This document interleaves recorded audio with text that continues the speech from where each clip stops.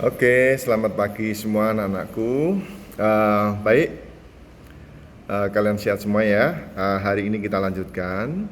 Kemarin masih ingat ya, yang pertama adalah persiapan pendirian usaha, yaitu yang pertama adalah membuat situ dan HO. Ya, yang kedua yaitu membuat nomor rekening perusahaan. Ya, bisa berupa tabungan, bisa berupa cek atau giro. Kemudian yang ketiga adalah membuat logo dan nama perusahaan. Itu yang ketiga. Saya lanjutkan sekarang yang keempat, yaitu membuat nomor pokok wajib pajak atau disingkat NPWP. Nomor pokok wajib pajak. Jadi untuk memperoleh NPWP, setiap wajib pajak harus mendaftarkan di mana? Di kantor pelayanan pajak yang sesuai dengan domisili wajib pajak. Ya, kalau di sini di kantor KPP, kantor pelayanan pajak. Ya, oke. Nah, nanti kalian bisa kalau di Pati bisa tahu sendiri, di Pati itu di Jalan Sudirman, sebelah timur SD Pati Kidul, ya. Itu yang kedua. Yang keempat, ya, membuat nomor pokok wajib pajak atau NPWP di mana? Di kantor KPP, kantor pelayanan pajak. Mengisi form dan seterusnya itu ada formnya, ya. Itu nanti kalian bisa cari sendiri, bisa browsing sendiri, ya, di Google, ya. Kalian bisa mempelajari sendiri untuk pengisian NPWP, gampang itu. Kemudian yang kelima yaitu membuat akte pendirian perusahaan. Membuat akte pendirian perusahaan. Ini membuatnya di mana? Di kantor notaris, ya, di kantor notaris. Kenapa tahu kita kok harus membuat akte pendirian perusahaan? Tujuannya apa, Pak? Kalau kita membuat akte pendirian perusahaan, ya, bahwa akte pendirian perusahaan itu dibuat di hadapan notaris. Tujuannya apa? Ya. Yang pertama, Mas, Mbak, ya. Pertama adalah menghindari terjadinya perselisihan. Ya. Menghindari terjadinya perselisihan di kemudian hari mengenai pembagian keuntungan atau kerugian. Ya, bendora tukaran. Besok di kemudian hari untuk pembagian keuntungan atau kerugiannya, kalau kita membuat akte pendirian perusahaan kan jelas itu sahamnya berapa gitu, ya. Misalnya dibuat oleh 3 orang A, B, C, ya.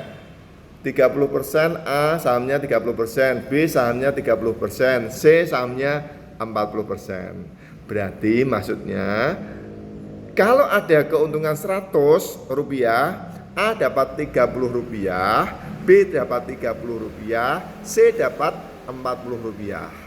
Itu maksudnya, ya. Itu menghindari perselisihan di kemudian hari apabila ada keuntungan, pembagian keuntungan atau kerugian. Kemudian B, dalam akte pendirian perusahaan itu tentunya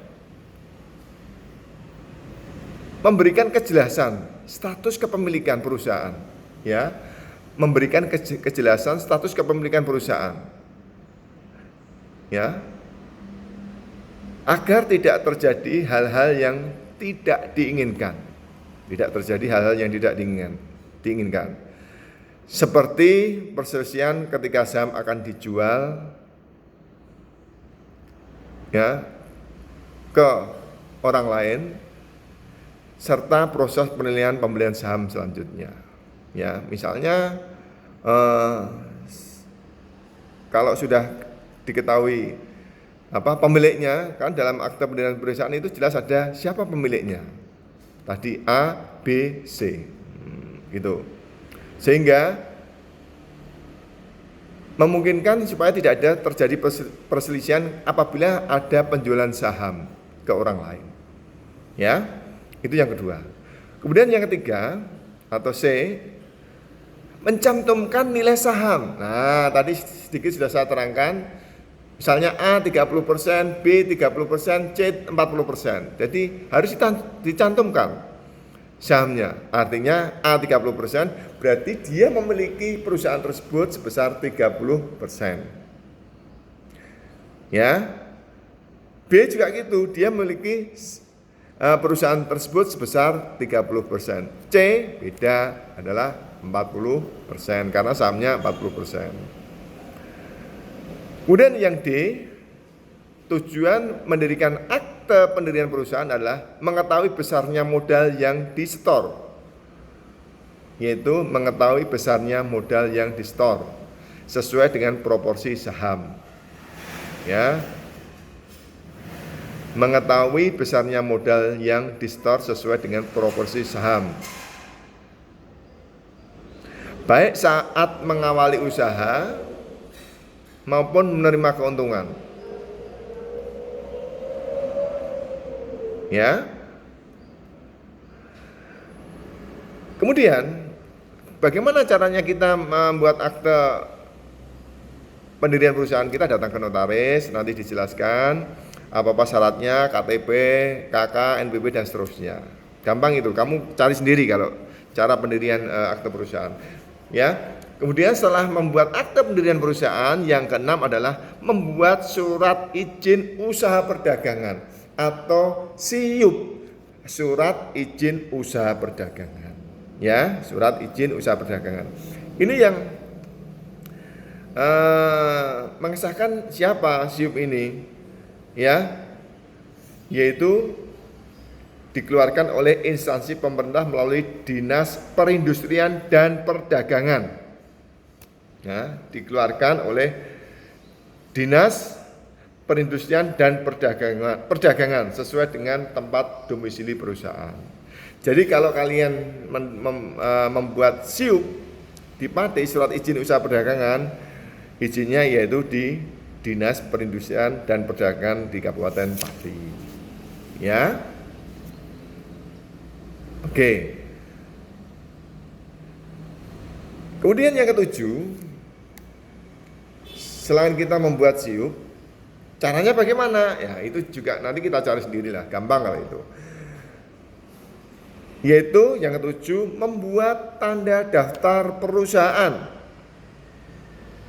Membuat tanda daftar perusahaan atau TDP.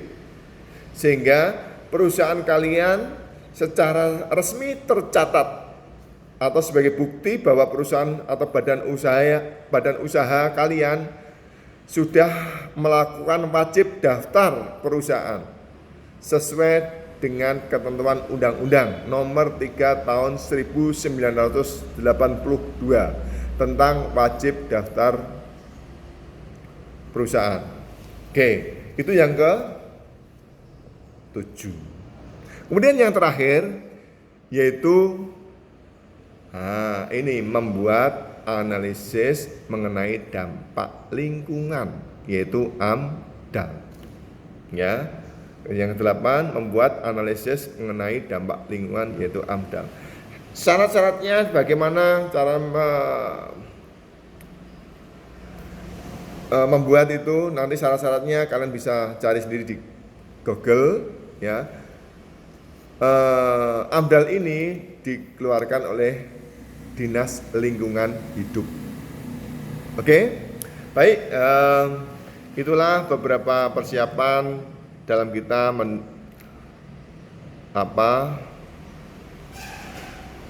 membuat usaha baru. Jadi izin-izin apa yang harus kita usahakan? Supaya apa? Nanti di suatu saat kalau sudah perusahaan sudah besar, sudah resmi, sudah terdaftar, ya kita dapat berusaha dengan tenang, ya lancar dan tentunya tidak melanggar peraturan pemerintah. Baik, terima kasih. Itu sedikit yang bisa kami sampaikan. Nanti kalau ada pertanyaan silahkan kalian bisa tanya dengan kami lewat WA ya. Dan tentunya tolong ini dirangkum. Kemudian rangkuman itu ya nanti dikumpulkan lewat WA kepada saya. Terima kasih, sampai ketemu lagi ya. Nanti kalau ada tambahan saya akan tambahkan kemudian. Assalamualaikum warahmatullahi wabarakatuh.